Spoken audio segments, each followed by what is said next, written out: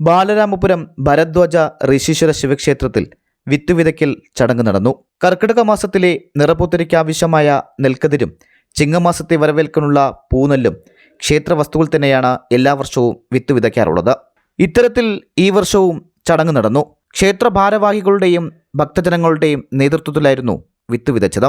Major Shri Bharadwaja ഋഷീശ്വര ശിവക്ഷേത്രത്തിലെ കർക്കിടക മാസത്തിലെ നിറപ്പുത്തരിക്ക് ആവശ്യമായിട്ടുള്ള നെൽക്കതിരും അതോടൊപ്പം ചിങ്ങമാസത്തെ വരവേൽക്കുന്നതിന് വേണ്ടിയുള്ള പൂനെല്ലരിയുടെ വിത്ത് വിതയ്ക്കുന്ന ചടങ്ങാണ് ഇന്നിവിടെ സമാരംഭിച്ചിരിക്കുന്നത്.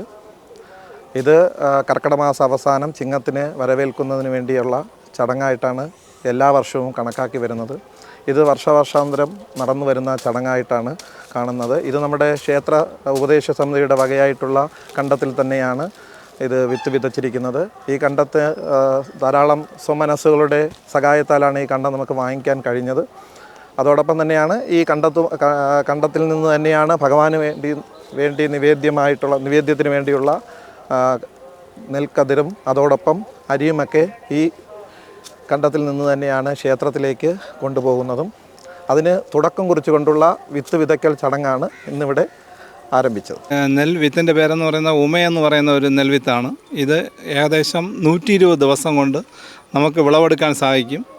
ഇന്നത്തെ മേടമാസത്തിൽ 1-ാം തീയതിക്ക് മുമ്പാണ് നമ്മൾ കഴിഞ്ഞ വർഷവും വിത്ത് വിതച്ചത്. അതനുസരിച്ച് നമ്മൾ ഈ വർഷവും അത് ചെയ്തിട്ടുണ്ട്. അപ്പോൾ ഇത് കഴിഞ്ഞ വർഷം നമുക്ക് നല്ല രീതിയിലുള്ള വിളവ് എടുക്കുവാൻ സാധിച്ചു. ഇത്തവണയും അതിനുള്ള അനുഗ്രഹം ഉണ്ടാവും എന്നുള്ള പ്രതീക്ഷയോടു കൂടിയാണ് നമ്മളിത് ചെയ്തത്. ഈ നെൽക്കതിർ കൊണ്ടാണ് മറ്റ് അമ്പലങ്ങളിലും കൂടെ നിറപുത്തരിക്ക് ആവശ്യമായ നെൽക്കതിർ നമുക്ക് കൊടുക്കാൻ സാധിക്കും. അതുപോലെ തന്നെ ചിങ്ങമാസത്തെ 1-ാം തീയതി നടക്കുന്ന പുന്നല്ലരിക്കുള്ള വഴിപാടിനുള്ള അരിയും നമുക്കിതിൽ നിന്ന് എടുക്കുവാൻ സാധിക്കും. GTV news, Balaramapuram.